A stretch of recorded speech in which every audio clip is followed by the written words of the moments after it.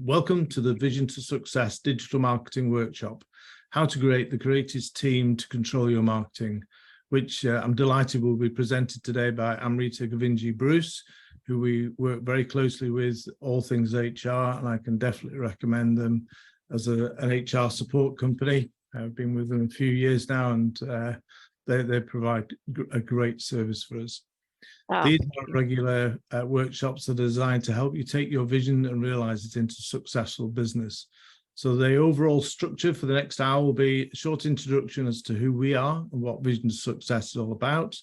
Amrita's educational presentation, and then there'll be a chance to ask questions at the end. Feel free to drop the questions into chat, and I'll make sure that they're addressed at the end of the presentation. Or if, Amrita, if you keep an eye on the chat. Absolutely. You can pick up the questions as you go, as you feel. Then if there's time, we'll open the floor to any questions around marketing and business. Okay, so just a quick update on what we're doing. So as most of you know, or a lot of you probably know, been a business coach for 20 odd years now, worked with over 600 businesses, working with technology since 1984. And between myself and Charlie, we run Cup Digital, which is a marketing agency, and Vision to Success, which is a marketing support business. So why do we do this and have all this stress like I had this just a few minutes ago, trying to improve and do what we want? Well, it's helping you guys compete in the digital world. We believe if we do it first, then we're best equipped to help you in the future. Here to build on your knowledge, because things are changing very rapidly at the moment, especially with the introduction of ChatGPT taking off. It will change a lot of things. Here to help you solve your digital marketing problems, and I will talk about quickly, we're building a community to support marketing. We believe the future is very much about collaboration, hence why Amrita's delivering the workshop today. So what is Vision to Success? Well, we've got the free marketing community. It's got now 8 courses on it. 2 are paid, 6 are free. I've got some more ideas for courses in the future.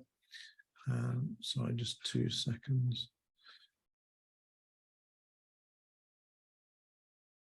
We've got a full course on marketing strategy implementation. We've just gone live with a new one on video marketing. Those are paid for. We're building an app, which we'll very quickly tell you about, and in 2 weeks' time, we're going to go into a lot more depth because we're now building in ChatGPT into it. We can provide marketing support, for whatever size of business you are, and we can also provide marketing strategy and part-time marketing manager services. So we believe we can help no matter what your budget, ambitions, or stage of growth. This is the hub, hub.vision2success.co. It's completely free. We've got various support mechanisms on there, and we have the 8 courses I talked about, and I've got some more ideas in the pipeline to add to that. So it's about making it easy for you to do business, to learn marketing, and get better at what you do. We do have the full course, which is normally $275. If you use this code, you can get it for £96 if you use this code in the workshop. And it gives you all the underlying theory you need to know about marketing, developing your marketing strategy. And as a thank you for attending the workshop, whether you're streaming in via LinkedIn, YouTube, etc., you can have a free one-to-one with me. So type in calendly.com, Peter Dickinson, 30 minutes. And I'll also be very happy to take you through where we're at with the app at the moment. We'll be doing a lot more in 2 weeks' time. And hopefully, we'll be showing you how to use ChatGPT to do your marketing strategy. And now I'd like to today introduce you to my guest speaker, Amrita Govinji-Bruce of the Norrie Consultancy. And so as I said before, we've had the pleasure of working with a number of years now, and Norrie have been instrumental to helping us get our HR right. So today, Amrita will be presenting on how to create a greatest team to control your marketing. The workshop will cover why you should have a solid recruitment process, look at the importance of aligning your business goals with the recruitment process, and ensuring that your employee retention starts right at the start of the recruitment process. It's super important. And also allow you to look at your recruitment and onboarding process and effectively close the gaps, so that by the end of the workshop, you should be able to look at your team and go, right, okay, how can I keep the best staff and get the best staff? Okay, I'll stop sharing, and Amrita, if you'd like to take over, thank you. Perfect.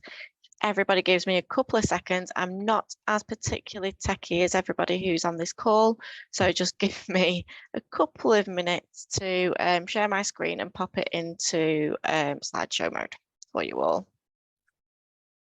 There we go. Good morning, everybody. Thank you so much, Peter, for that lovely introduction. So, as Peter said, my name's Amrita Govinji-Bruce. I know it's a little bit of a mouthful. And I'm one of the managing directors for Nori HR and Employment Law. So, as Peter has said, we've worked quite hand in glove with CUB since our inception, really, and it's been an absolute pleasure to support him in regards to this webinar. So today I'm going to be talking really about how to recruit, onboard and retain your marketing team. And this really isn't about teaching employers really how to suck eggs. It's just really about ensuring that this process is in place to ensure that you are getting the correct employees that you actually need, how to onboard them in the correct way, especially for creatives, and how to retain them. Because as we all know, different teams require different specifications in regards to how you recruit, how you retain, and how you onboard. So to kick off, what we really look at when we start a recruitment process, especially in the marketing arena, is what aspects of marketing really is the organisation looking for. And the way to really look at that is about looking at the team that's currently in place, or looking at what you have already in place and where the holes are that needs to be filled. So we call it succession planning. What is there? What needs to be done to fill those holes? Ultimately, it's also about looking at about due to the vast nature of marketing, what is the business actually looking for? Are you looking for somebody who's really techy? Are you looking for somebody who's very into trends? So digital content, brand, email design, the 7 aspects of that. Ultimately, we need to ensure that we're taking on the correct person for the role. Just as an example, we took on a marketing executive. Now, we already outsource our SEO. So we didn't want somebody who had specialism in SEO, but we wanted somebody who would be able to support that.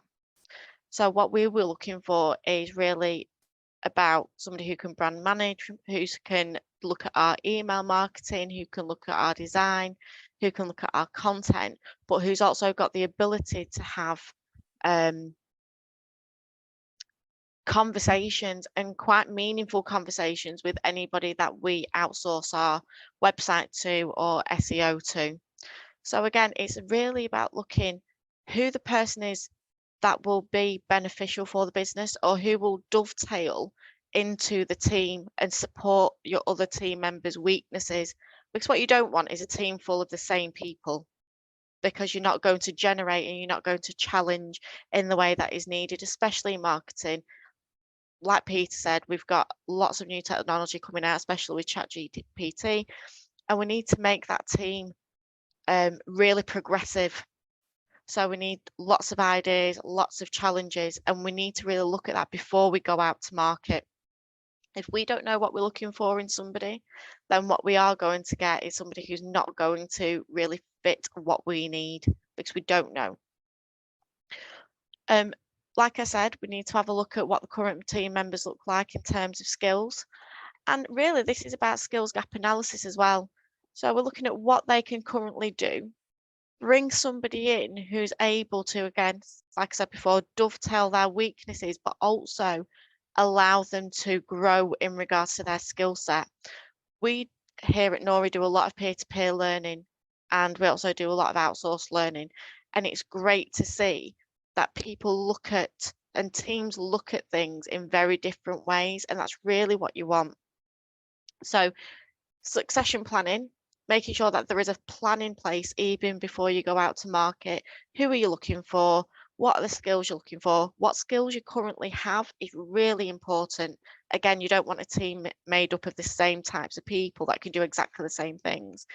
And also looking at the organisation and where the current market, whether any of the current marketing is outsourced. You want to make sure that you're not duplicating. Like I said, we have outsourced SEO, so we want to make sure that we don't bring somebody into the business who can do all of that outsourced SEO that we're already paying for, that we're already in a contract for, but their weakness is in regards to brand management and design and email campaigns, etc. So we need to make sure that those conversations are taking place, especially with our outsourced agencies. What can they do? What don't they want to do? And what kind of conversations are they willing to have with the team? Because sometimes you don't want to be decision makers sat on a knowledge transfer Zoom meeting, Teams meeting, or whatever other service you're using. So it's really important also that you get a good fit. So if you've got a set of company values, a set of company goals, then as you're looking to go to market, once you've decided what you are looking for, make sure that you've got those company goals and values in place, because you want to really align that with the job specification and the job description that you're going to be putting out as well.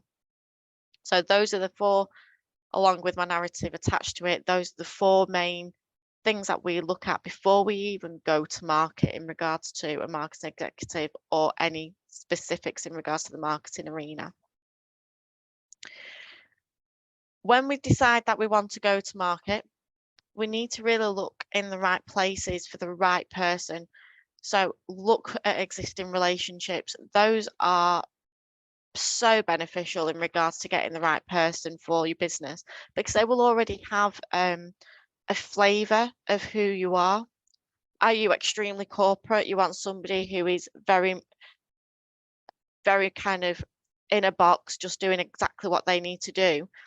Or are you looking for somebody who's extremely creative? Are you willing to give that person creative freedom to do whatever they need to do? And existing relationships can help with that. Are you looking for a specialist? Are you looking for somebody who is amazing at brand management, reputational management in regards to your brand? Are you looking for somebody who's amazing at SEO?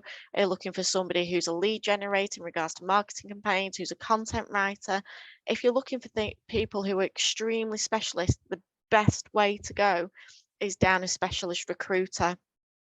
They have got the ability and the ways and the means to headhunt those individuals that you're looking for. Now, that's not to say that recruiters are not going to lie, recruiters are quite expensive, but if you get the right recruiter and they allow you to put in the ability to spread payments across X amount of months, then you know that they are going to look for somebody who's extremely specific to what you need. If you're looking for a generic role, very much like we have done, a marketing executive, because we know exactly where all of our outsourcers sit and what needs to happen in regards to those outsourcers, we still went to a specialist recruiter. However, we made sure that we were specific in what we needed. So really, we need to look at what complements a team, what outsourcers are in place, leveraging those existing relationships to make sure that if people do already know the values and understand what the industry is about, you're going to get a quality candidate from there. If you go out to market, maybe use Indeed, you're not going to get quality candidates because they're not going to understand the job description and the job specification that you've put out there, because it is going to be very generic and not as specific as you want it to be. So we've put our job specification together, we've done our skills gap analysis, we've done our succession planning, we've put job description, job specification together, and we've started to get some applications, whether that comes from people that you know already in industry, or specialist recruiters, or just generic CVs or applications from LinkedIn, Indeed, Total Jobs, wherever you're looking. Once you start to filter those down, you're always going to get some candidates that will shine because they will have researched the organisation. And ultimately, you want to hire a marketeer who has put that in place, who has had a look at the industry, who's had a look at the organisation, who can come in during the time of interview and they show advanced knowledge of the services and products that you sell. So you want somebody who's really kind of got under the skin of the organisation. They've looked at the generic stuff in regards to website and all the socials. They might actually do a little bit of, I call it LinkedIn stalking. They might have done a bit of LinkedIn stalking in regards to the people that work for you. They might see that we speak to or interact with a lot of businesses online, and they might have gone into detail in regards to who those businesses are. And so all of that, it shows me that they've actually researched the organisation and they do have advanced knowledge of the service and products that you sell. They might even called up and had a pre-interview conversation in regards to what do they need to do when they come into the actual interview process. They want to understand the company's future. Where are you now and where do you want to be? What does that look like for me as somebody coming in who's going to be interviewed by you? Is the company growing? Are we in a stagnant period? Is there a particular project and that's why I've been brought in, and then it's we'll see where you go to? So we need to understand, they need to understand what the company looks like now and in the future, and that's really the mark of a good candidate. And they also want to understand how the skills will slot into the current team. If it's a standalone role, they will want to understand how they slot into the organisation, what tasks that they will be expected to do, and also who they will need to be communicating with, what that process looks like. And the only way that you're going to be able to provide that is if you've done that foundation succession planning, skills gap analysis, making sure the job description and job specification is absolutely on point. If you don't have those 4 things in place before you go to interview, it's going to be very difficult to say to somebody, this is our process, this is where you will sit within the team, this is how you will interact with either outsourcers or with your team members, because they'll be coming in and be told you need to do marketing, and that's very broad. So we need to make sure that those 4 things are done. And also, we need to also understand what the organisation's expectations are in order to pass that across. Is it about brand awareness? Have we just put our brain matter, if you like, down on a job specification or on a job description, hoping that the marketing executive will come in and save the fact that we need leads? Well, a marketing executive works side by side with SEO. They might work side by side with an actual lead generator. They're not individuals who will come in and be solely responsible, for example, lead generation. And it's that insight I think organisations sometimes lack, especially when they are taking on creatives and marketing individuals. They think that they're going to be the miracle cure, for example, for brand awareness or lead generation, and that's not the case. They will always dovetail with another outsourcer or somebody else who's in the team that does that as their sole role. When we're looking to the actual role, we talked about the job description and the person specification, but we need to make sure that it's true to what the role will be. And it also covers, but it's not limited to, succinct information on what the role actually is. If you're looking for somebody who's techie that needs to be in the job description. If you're looking for somebody who is social media or trends or brand awareness or whatever you are looking for, you need to make sure that that information is within that role, within that job description. I think what a lot of people forget to do as well within a job description is put the actual salary in place. And I know for some people, they say, well, that's not important because, you know, we want them to understand the culture. It is important in order for them probably to get to where you need them to be. So a salary package, and we'll talk about this in regards to retention, a salary package includes everything from salary to benefits to expectations in regards to if you work outside of normal working hours, because we need content creation for an event that we're going to go to, you'll receive those hours back in lieu. Really simple things that can probably tip a candidate from absolutely not to absolutely yes. Location is also massive. Is it an office-based role?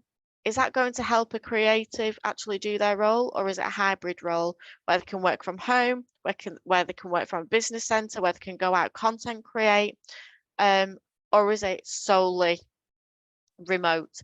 Also, if it is solely remote, is that beneficial for your business? But all of these things need to be within the job description.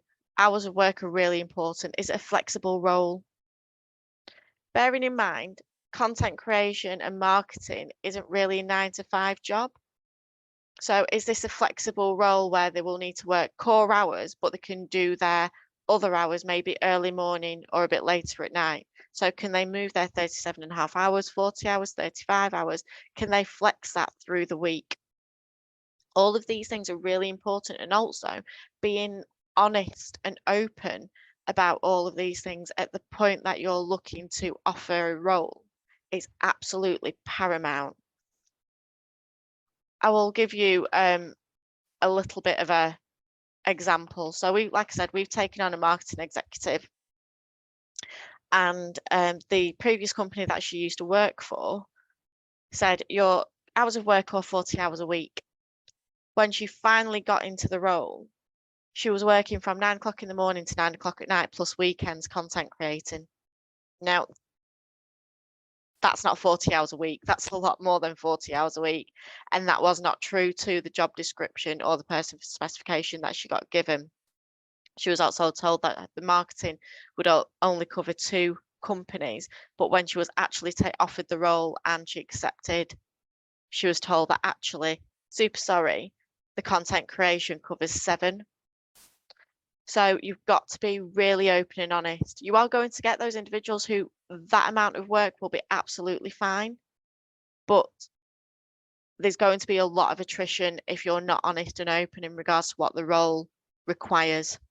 And it's better to be honest and open now before taking somebody on and them only being with you for 3 months and you're having to go out to market again because you've not been honest in regards to the job description and the actual person specification, what is required of the role. So in regard to the foundation work, we've got our succession planning done. We've got our team members looked at in regards to skills gap analysis.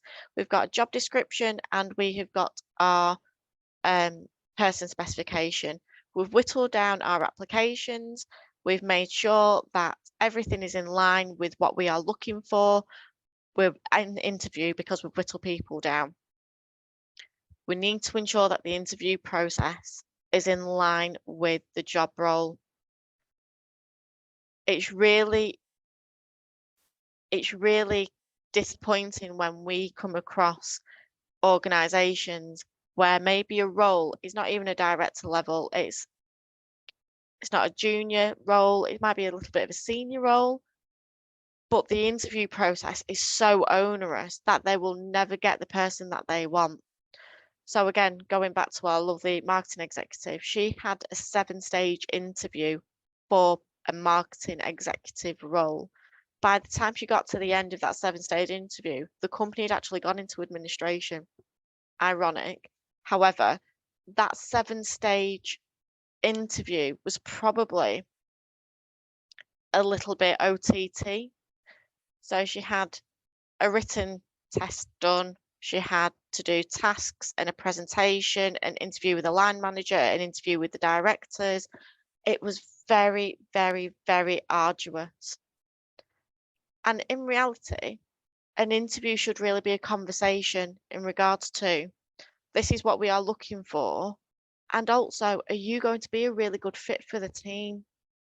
We don't get that from testing or task related. That's about testing, and task related assessments are really about knowledge. That doesn't show us whether somebody is going to fit into a team, whether they've got the ability to see what other people's weaknesses are, see what their strengths are, and dovetail those. You're really only going to get that from a conversation with somebody.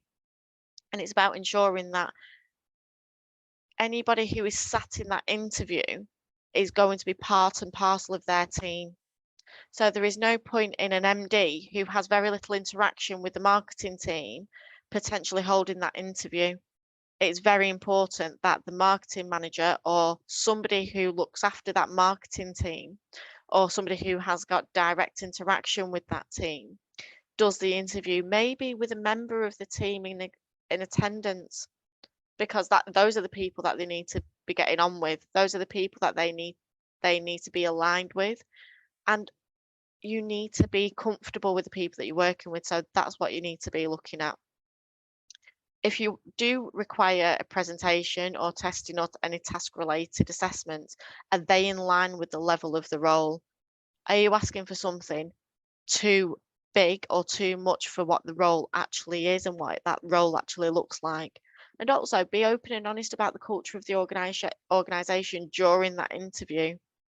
If you do have banter in the office, if you do talk a lot, if it is quite a loud, bubbly office, then that's something to talk about, because the person that you've got in might not be that way inclined. And so again, it's sometimes stepping out and saying, the skills that we're looking for are absolutely great and we know exactly what we're looking for.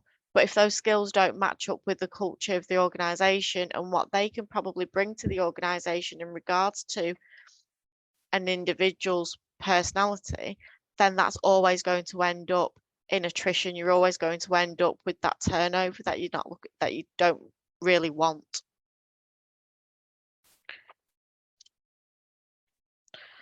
In regards to onboard, in regards to the interview as well, we just need to make sure that when we do interview, we give them enough time. If there is something to prepare for, we give interviewees enough time to prepare for it.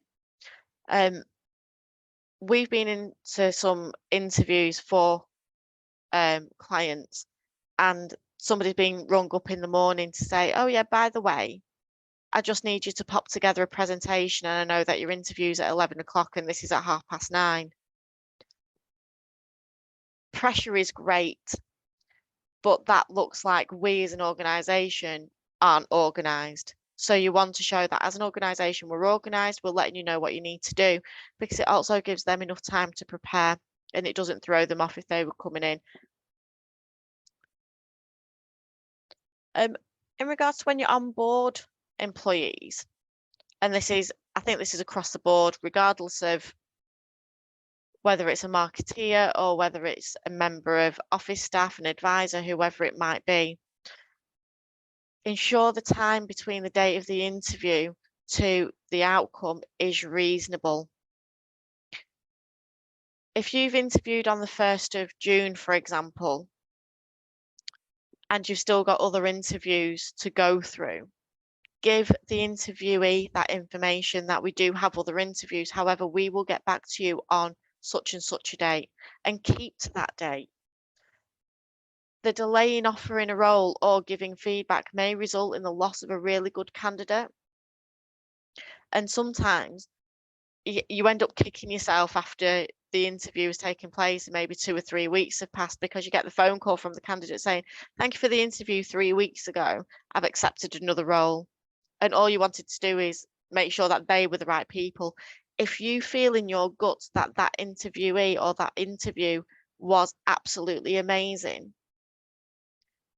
then tell them that that was absolutely amazing, but we do have a couple more interviews. It'll be great if we can carry on talking.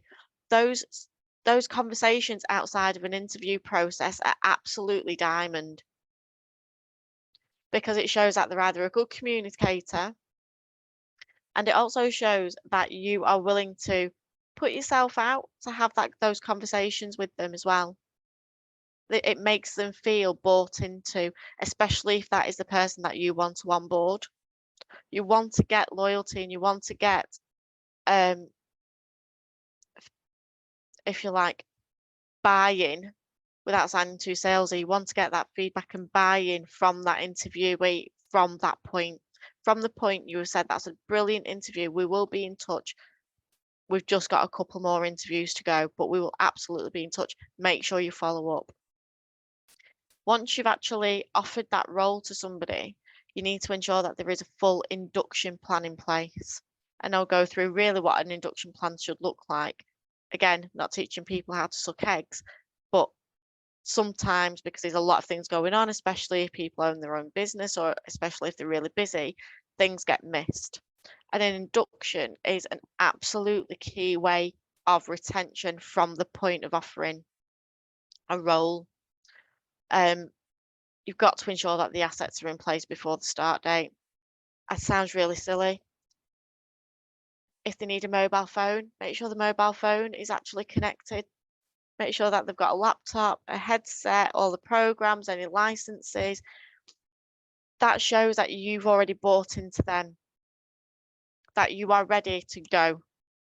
And it also shows them that you're organized, that things aren't going to be held skelter and messy, and they've got the ability to say, right, if I need something, it's not going to be, yeah, I'll get it to you in 2 weeks. Yeah, I'll get you that program in a week and a half. I'll put you on that platform in a week. As you're all aware, marketing is fast paced, so we need to make sure that we're also showing that we can keep up with that in regards to giving this new employee what they need to do their role. And involve the existing team in the induction for the new team member. If it's a standalone role, you've got to ensure that there's an even more robust plan in place. Get them in touch with your outsourcers. Make sure that they've got all the programs that they need. Make sure that that induction plan is written and ready to go by the time that they start, and ensure that the people that they may be shadowing or having conversations with are free to do that. The worst thing is when you walk into any type of business and you're told, yeah, there's an induction plan in place. You've got a beautifully set out calendar, and you pop along to Gary, for example, who's the head of our advice department, and he's like, oh, really sorry, didn't know that you were sitting with me, don't know what we're going through, but you can listen to a call if you want. Because that's not what they're there for. They're there to understand and learn what the role is, and also how that butts up against what they will be doing on a day-to-day basis. If you are putting them into an existing team, then get that existing team to be quite a massive part of their induction. Make them sit with all of the team, ensure that they're aware of everything that needs to be done, make sure that they're not left alone. Look, it sounds really silly. Things like lunches, coffee runs, where's the kitchen, where do I get a brew from, what's everybody's cups of tea, coffees, whatever it might be. Get them involved from that point forward, because at that point forward they will start to feel like they're part of the team rather than an outsider coming in and they're having to then, if you like, find their place, and ensure that the current team is aware of when somebody is starting. Ensure that there's no holidays on the first day. Ensure that the team is full complement on that particular day, because that means a lot for somebody who's starting. So this is just a really simple onboarding induction checklist, and it's really about ensuring that all these things are in place: essential ops access, IT, HR assets, making sure that they've got the contract of employment in place. If you've got HR management system, making sure that they've got access to that, ensuring that they've got their emails, Microsoft 365 if necessary, whatever it might be, that should be up, ready to go on their first day of employment. Any phone numbers that they need, if you do have an external outsourced IT person, make sure that they've got that information. If they need codes to get in the building, give them that information. The worst thing is when you turn up to work and you see a new starter stood outside and it's a second day. It's like, oh, super sorry, I forgot to give you a key. I forgot to give you the code to get in the door. Ensure that the line manager is in place. If they don't have a dedicated line manager, make sure somebody in management is there and they understand that they're the one that's taken them through the induction program. Ensure that you've got an overview of a business. If things have changed from the point that you've interviewed to the point that they've started, ensure that there is a plan in place, ensure that there is comms in place or assets in place to say, things have changed since we first had the interview with you. I know we've had a couple of phone calls, but this is where we're up to. That's exactly what's happened in regards to our marketing executive. We've rolled out a couple of new services. We've pulled her into the loop and said, this is the change from the day that we've interviewed you to today's date. Get yourself acquainted with all of this information, and we'll also go through with you in regards to induction. Meet the rest of the team and start learning about their roles, and that means the whole team. If it is quite a large corporate business, then obviously you don't want them going around 150, 200 members of staff, because that's not conducive to actually getting them into their role and getting them working. But we want them to be able to speak to key members of staff, people who they will be working with. I remember working for quite a large corporate and being told to, oh yeah, you just email such and such person. I had no idea who that person was or how they interacted with my role. And so when I was communicating with them, I didn't know in what tone I needed to communicate with them. So get them introduced to the key people that they will be speaking to on a day-to-day basis. Make sure that you get them into the loop in regards to what the inbox looks like, if there's a dedicated marketing inbox, whether there's any meetings that need to be scheduled in. Make sure that they're in on all of those meetings, they've got those inboxes available to them, and then start software training. Marketeers know exactly what they've done previously. It might be that you use different types of software, and it's making sure that they understand what software you do use, and make sure that you've got a deep dive into projects and work streams, where work is coming from, what current projects are in place, where people are up to, and how, and your expectations of where they will fit into those projects and work streams. It is unfair to expect an employee, marketeer or otherwise, to start on day one and then receive an email to say, please can you look at such and such and such, and for them to understand what that means in the context of your organization. So if you have that, however you do it, whether we use a project system, we use Zoho projects, whatever it might be, take them through those projects and where you expect them to sit within those projects, what you expect them to do within those projects. If there are any KPIs or any goals, whether it be a team KPI or an individual KPI, make sure that they understand that information. There is absolutely no way that in 3 months' time you come to do a review or you come to do a one-to-one and you say, well, that KPI hasn't been hit. Probably hasn't been hit because the understanding of that KPI or goal hasn't been communicated properly. If the individual from day one understands what expectations are, they're probably able to manage your expectations of when they'll be able to hit it, or they'll turn around and say, yep, on it, I can do that. So it's about managing each other. Employment, regardless of whether it's marketing or other, it's a two-way street, and there's checks and balances. And there's got to be that open communication in regards to that. And also meeting key external contacts is absolutely key. If there are any outsourced agencies that are working for the business that will directly impact on that person's role, make sure that those individuals are introduced to them in that first week. Don't leave them on a call, don't leave them in a face-to-face meeting, but be there to be somebody who can introduce and then talk about the project that's taking place, talk about what that outsourcer actually does, and make sure that they understand what that outsourcer does and how they communicate back, what that communication looks like. Is it a monthly meeting? Is it a weekly report? What do they do with that weekly report? If they're not being told what exactly happens with this information, then they can't then pass that on. It's just an email sat in their inbox, or it's just a report that sat on projects. They need to understand exactly what their expectations are in regards to those reports and that communication.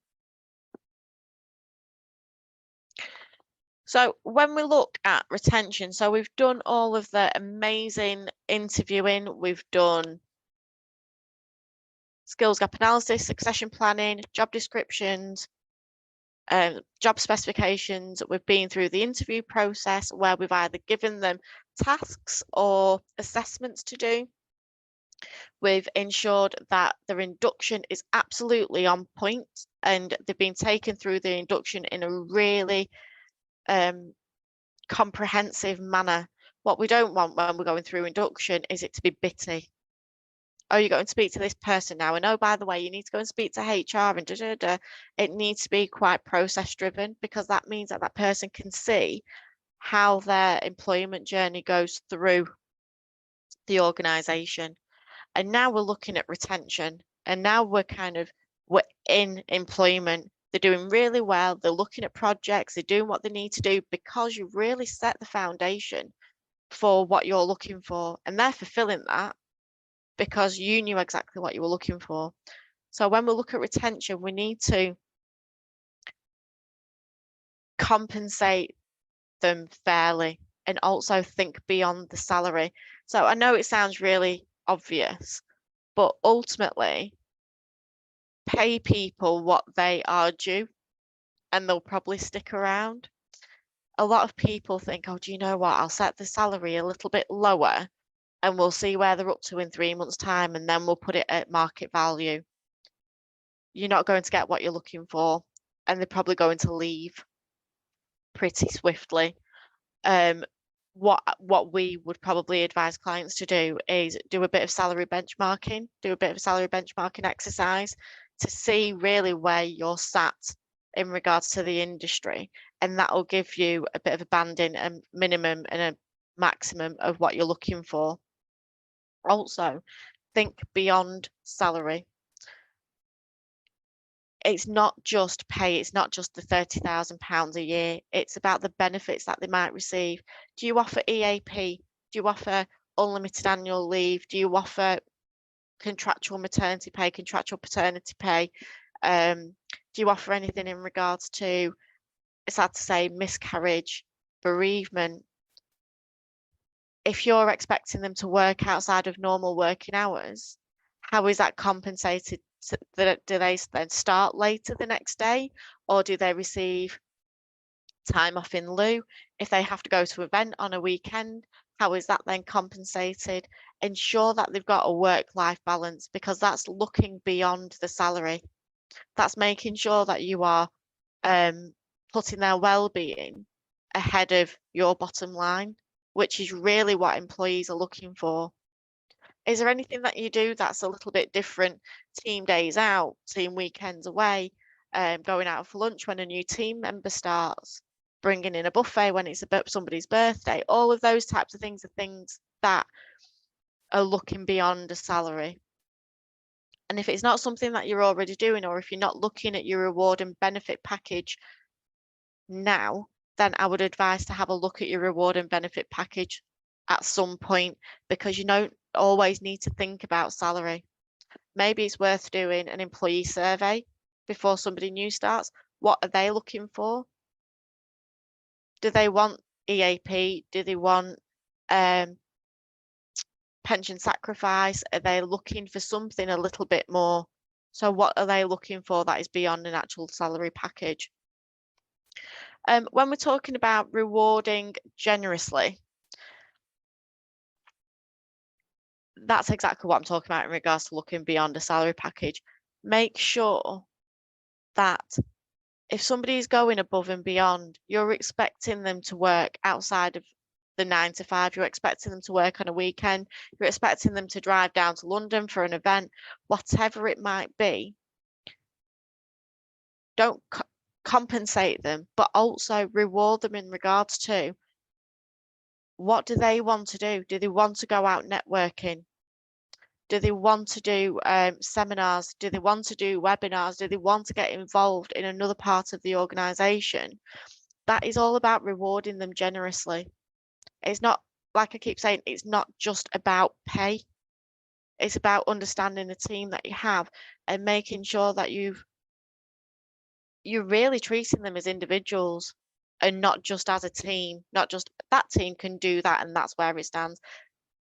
You're going to have individuals who are absolutely fine with just coming into work, doing the job, going home, but you are going to have individuals who want to do a little bit more in the organisation, and that's about rewarding them generously. Exactly what I say there. Treat them like a team. Treat the team like people. Sorry, get my words out of my mouth. Treat the team like people. Don't treat them as a collective of the marketing team will do that. That's what I hear quite a lot. The marketing team will do that. Yeah, that's not a problem. Marketing team will come out at 10 o'clock at night and take a little bit of video for content for the business. Will they? You need to make sure that you're treating them like people. Have conversations. Have two-way conversations. Come to some compromises in regards to expectations. You're probably going to get a lot more buy-in from your team and from your people than if there's a dictation of you must do this and this is how it must be done. Give them creative freedom, because that's why they're in the business. That's why they're in their organization, to have creative freedom, and allow them to challenge you, whether you're a manager or whether you are an MD of a business. Like myself, I'm not a marketer, I'm a lawyer. So my marketing consists of, there's a really wordy email, please can you get back to me? And that is absolutely not what marketing is about. And I need somebody to challenge me and tell me whether I'm doing something right or wrong. And so allow them to challenge and allow them to have that creative freedom, and also ensure that professional development is available. Nobody's going to stay with you forever and ever and ever and ever and ever. And so by giving them that professional development, they will stay with you for as long as necessary until they outgrow. And if they never outgrow you, then it's a bonus. But if they do, you know that you've done everything that you can in order to keep them. And the only reason why you've not kept them is because you've actually nurtured and made them bigger than your team, than what your business needs. Now, that's not a bad thing. It's not a bad thing at all, because you're always leaving the door open. Maybe there's a marketing director role for them in your future, whatever it might be, but look at their development, look at what they need. And also get ahead of what we call contagious attrition. So it's actually called, the BBC coined it as turnover contagion, and it sounds like we're talking about a pandemic again, but turnover contagion. And it's where basically in regards to creative roles, there is a massive turnover. There's very little retention in regards to creative roles, because creatives, as you're probably all aware, are looking for work-life balance, being able to have creative freedom, having that professional development, being able to challenge. So we need to make sure that we get ahead of it. Ultimately, we need to make sure that we anticipate the effects. Why has it happened? Is it because we haven't treated them fairly? Is it because we haven't given them what they need in order to do their roles correctly? And is it because the communication from the point that we've taken this individual on to now has not been as open and honest as it should have been? Very much like our lovely marketing executive that we've taken on.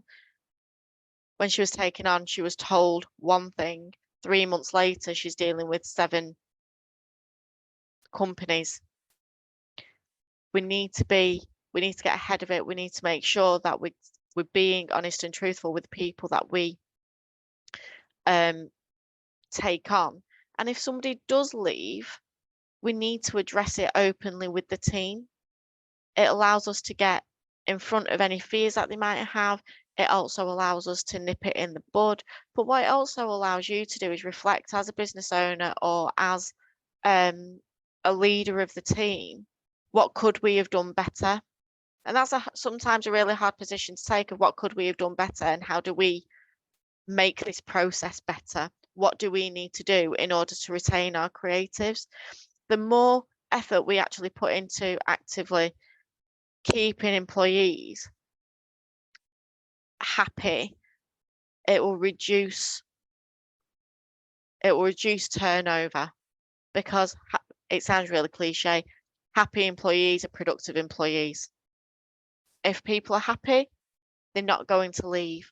But it's about communication. It's about ensuring that we communicate with employees and make sure that we're putting things in place that they need. And if we can't do it, then telling them why we can't do it. Be open and honest. And that goes across the board, not just with marketers, not just with creators, but across the board in regards to your organisation. I always say that nobody's born a director or a manager. We learn, and the people that we learn from are the employees that we have around us, and we want to take on employees who make us better at what we do. So we take on that criticism, we take on those challenges, and we allow them to be creative in their roles. And any questions?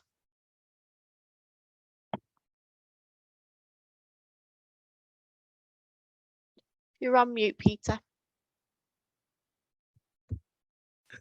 We're back in the pandemic. If you'd like to unshare, that'd be really good.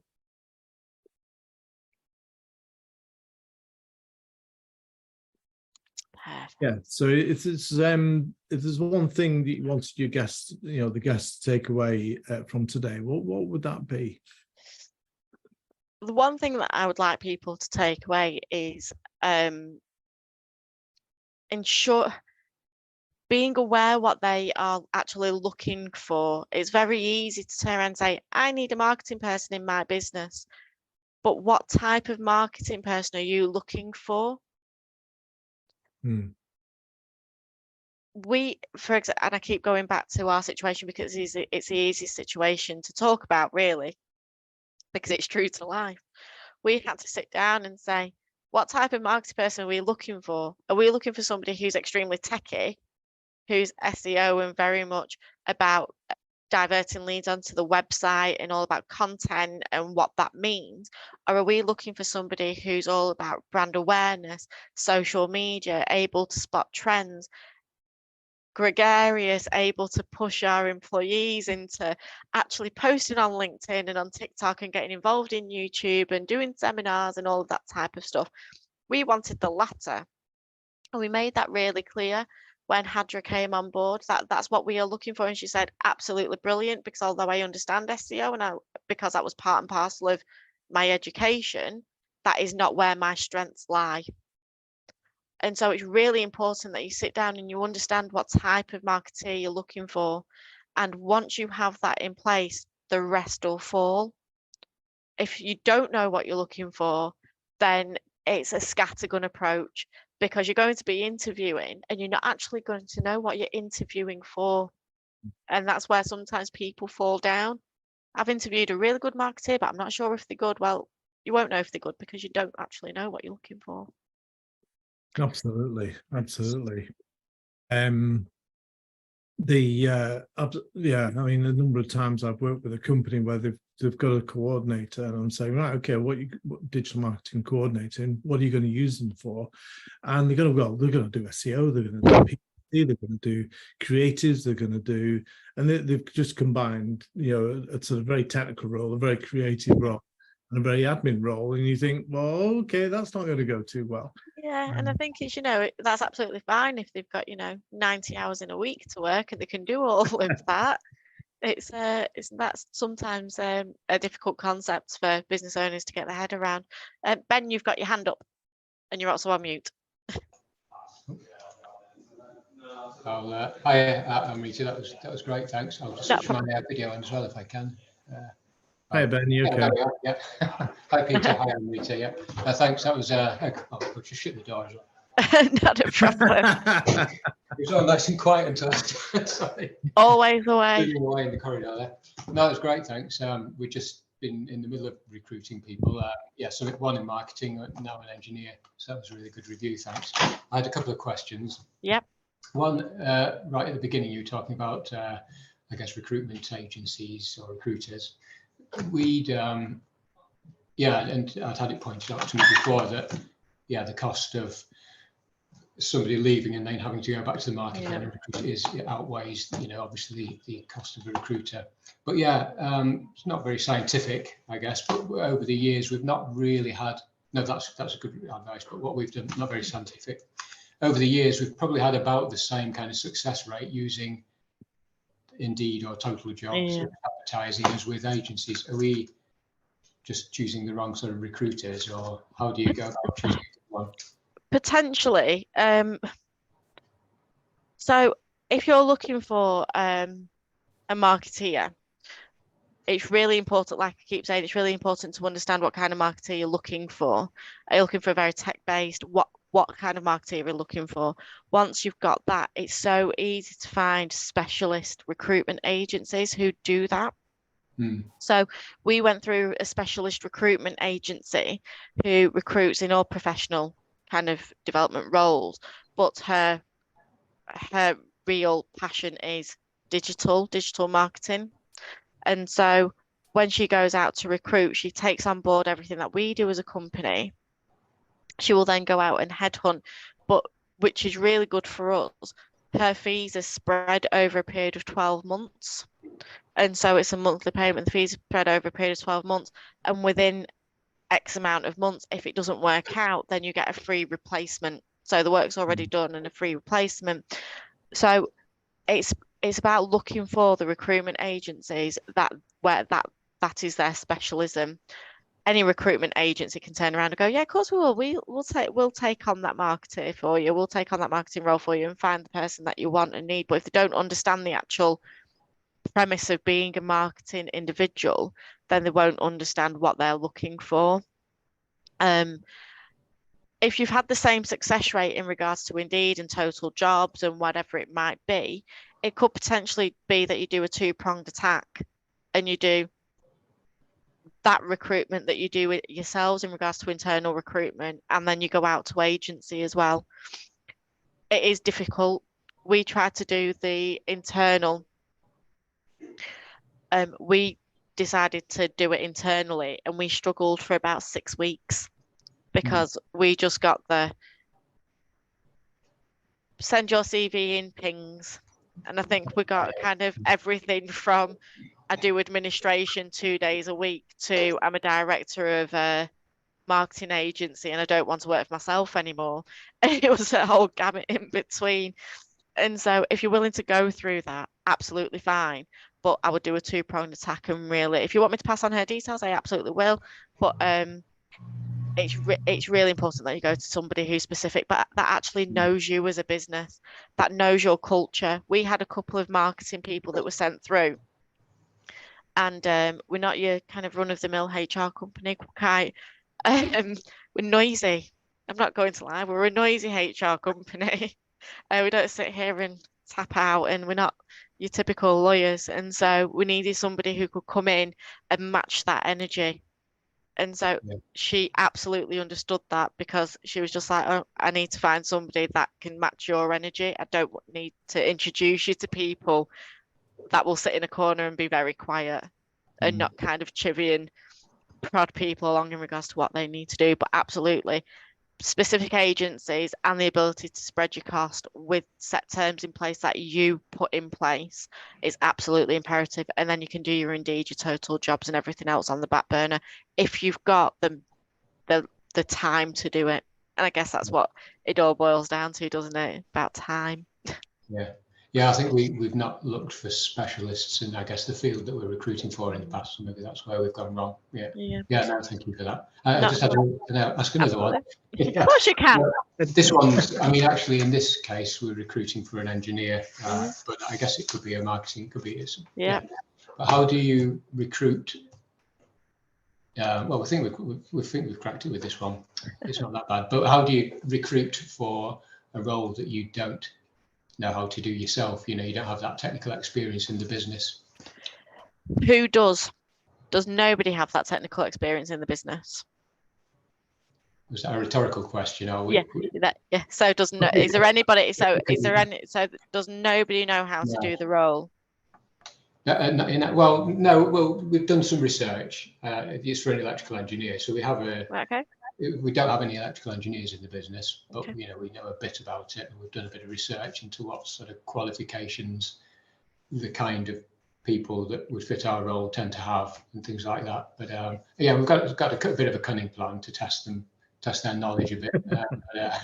But yeah, I suppose in theory they could just pull the wool over our eyes and say, yeah, I know how to do that. But the best thing to do is use your network.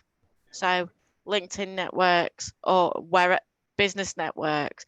I need to bend somebody's ear in regards to what does this look like? What are you looking for? You're not approaching them to poach staff. What you are doing is you're leveraging a relationship to say, this is a brand new role within my business. Nobody has a technical expertise, but in order for me to manage that individual, I don't need to know how to do the role. I just need to know exactly what's required. So leverage those relationships, put out a bolo on LinkedIn to say, we've got a new role. I need to have a one-to-one with somebody who understands kind of the premise of an electrical engineer. What qualifications do they need? Do we need to be insured? Do we need to be signed up to any standards? And then you'll probably have a whole host of information coming in, and that gives you the ability to start filtering. I say, actually, I don't want to need to speak to you as an individual because you're trying to sell me something, because that's what you'll get. But you're going to have a whole host of individual, because despite what we think, the business community is actually a really supportive one. And you'll probably get a lot of information.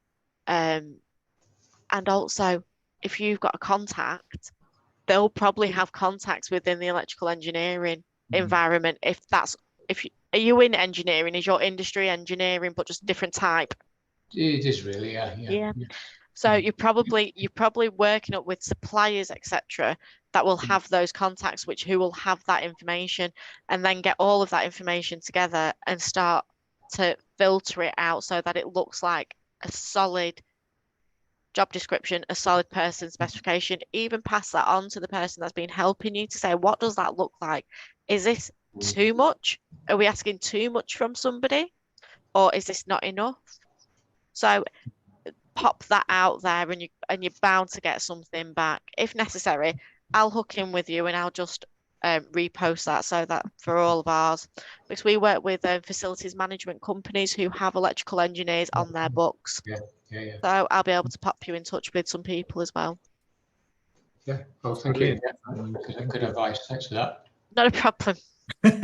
Well, thanks very much for the questions. I mean, they were fantastic questions, and all sums up the situation that a lot of companies face themselves with. That you want to grow, you want to expand, you want to develop new areas, but how do you? And this goes for marketing as well. How do you manage somebody that you don't know actually what they technically do? A lot of companies employing marketing people face that situation as well. Yeah. Yeah, we are in the same boat. We are legal beagles, and so marketing for us is alien. And so we were very fortunate that we have an outsourced marketing person, but and that sometimes happens with smaller businesses as well, that when we first started off, we needed one person to do all of our marketing for us. As we've grown and grown and grown, we needed somebody in-house to do 37.5 hours a week worth of marketing, because our 10 hours or our 6 hours that we were getting from the outsourcer wasn't just enough. And so what we've done is we've really worked hand in glove with our outsourcer to say, this is what we need her to do. This is what we need our new marketing executive to do. What does that look like? Can you be involved in that induction program? Because there needs to be some sort of handover. And so work with your outsourcers.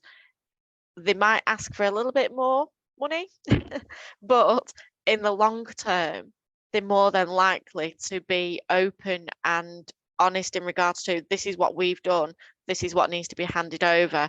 do you want this project to be completed by us, or do you want us to hand over halfway through? What does it look like in regards to content, scheduling? There's all kinds of stuff happening. And so work in conjunction with your outsourcers, because if you don't, you're going to end up in a really not great place, because you're going to, if that handover doesn't happen, you're going to have a marketing person sat within your company not really knowing what's gone on in regards to where strategy wise where you're up to, and also who they need to be having conversations with to be pulling them round to them. So yeah, have those conversations. Yeah. All conversations are good. Yeah, I mean, on the marketing side, we've been lucky because we've had Peter over the years, so he's always been able to, Hello, Peter. been able to advise on that. But yeah, but it's a general point, and it's Yeah. right. Thank you. Yeah, That's what we do. Yeah, and we always make sure that that we maximise the potential and the development of the coordinator, and sometimes, you know, in a smaller business where you've developed them, they no longer need us, which is also fine. But you know, when you get to bigger companies like Ben's, then sometimes that sort of bit of support that I provide is essential for what is quite a big team they've got. Yeah, and I think that works across the board with any type of outsourcer. So for us as a HR company, we still provide support for large companies who already have a team in place, and they use us as, oh my God, we are now under pressure at capacity, here's our overflow, or we've got a project that needs to be done and it's something that's a little bit pinky and nobody's really dealt with before. So Nora, can you deal with it? Because we probably have. And so it's really good to have that support, especially for bigger companies like yourself, Peter, just so that you can, it's just a sounding board sometimes where you can dip in and out with that advice. Yeah. Okay, we're running over a bit, but those are brilliant questions, Ben, and thank you very much, Amrita. That was a fantastic presentation. Oh, you're welcome. As usual, it will be available on the website, the recording and the slide deck for you to download. Amrita's details, I think, are on the slide deck, so please feel free to get in touch. I can highly recommend Nori as an HR company, because as I say, we've been working with them closely now since pretty much their inception. Even though we're probably quite a small player now in their bigger realms of things, you still get treated the same, which is what you want. Thank you. No, thank you. So I'm delighted to say that on the 12th of July, we're bringing, this is our last of the workshops before the summer. We're presenting on how to use ChatGPT to develop your marketing strategy. Whether you like it or not, ChatGPT is going to change a lot of things. There's already a lot of AI tools in use. We use a number of them already. But I'm going to show you how you can use it to develop your marketing strategy, because developing marketing strategy is one of those things you go, oh yeah, I'll do it next week. It's one of those from the Eisenhower matrix. It's not urgent, but it's super important. And so I'm going to show you how to shortcut that process so that using chat and our new app, which is currently in user testing. And Rachel just put that into chat there if you want to see the link. But if you go to Vision2Success / events or select events off the menu, then you'll be able to join in and be able to ask questions. And if you attend, you'll be able to then take part in the user testing and get a free half hour with myself to show you how you can use it for yourself in your own marketing.